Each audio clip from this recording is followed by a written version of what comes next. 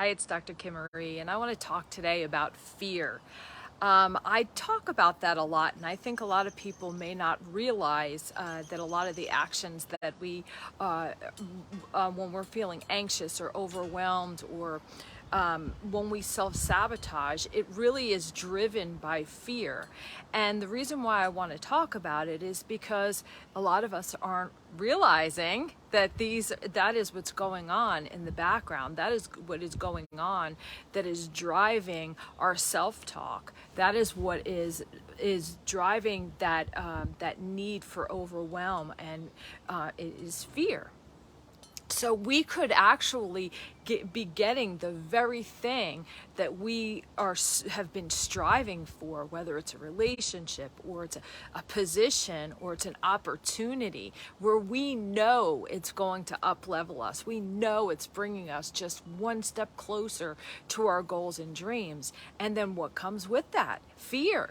The fear of not being enough, the fear of being judged or not being able to deliver. So what do we do in that situation? Because it's debilitating. When we feel like vulnerable, as if there's a light shining over us, like that we're under the microscope. And even though we know that we have the ability to deliver, that's why the opportunity is given.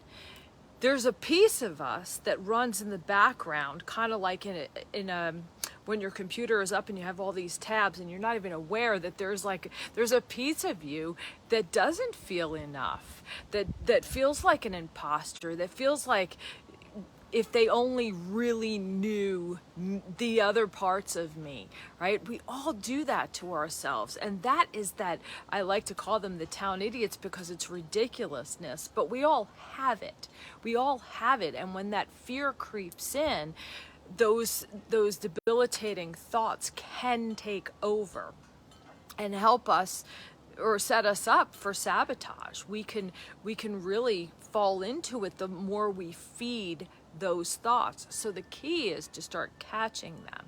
When we feel disempowered, when we feel overwhelmed or anxious, which is normal and is part of our process, then it's catching the thoughts that we are believing and catching the habits that go with it, right? The things that we tell ourselves, oh, well, we'll just do this. And we start to sabotage ourselves because we are afraid of succeeding. I think many of us are more afraid of our light, are more afraid of succeeding than failure. Because as crazy as that sounds, it's a bigger fear that and many of us, and that's what holds us back, is that fear of having to measure up, believing, because there's still a piece of us that believes that it'll be hard, or that we won't be able to do it, or that we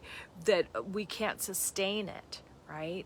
And that's really not the truth. It's not the truth of who we are. So we have to kick that fear. We have to get back into that present moment. We have to kick that fear to the side, because that is the thing that trips us up every time we're about to move forward and get to that next level or get closer to our goal, is we can get caught up into the fear spiral and pull ourselves back, kind of like that rubber band. It pulls us back into our comfort zone, because anything that we are striving for is outside our comfort zone. And even if it's just a little bit, it's the unknown. It's going to give you that feeling of overwhelm, of anxious, of not enoughness, right? All of those things are going to come in and try to pull you back into your comfort zone, pull you back into safety.